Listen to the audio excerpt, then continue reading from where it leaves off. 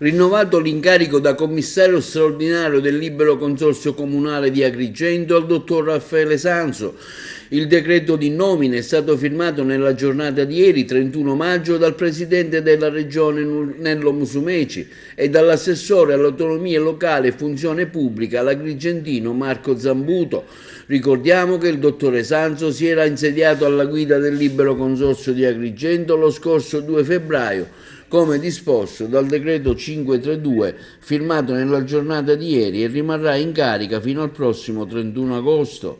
Intanto lo sentiamo ai nostri microfoni com'è la situazione al Libero Consorzio e le iniziative che vorrà intraprendere nel prossimo futuro. È complicato avere obiettivi quando si hanno tempi stretti di permanenza. Tuttavia io agisco come se dovessi starci per tanto tempo, mi faccio dei progetti perché ho una visione della provincia e spero che chi verrà dopo di me vorrà mantenerli. L'ambizione principale è di risolvere alcuni problemi di edilizia scolastica, che ce n'è bisogno.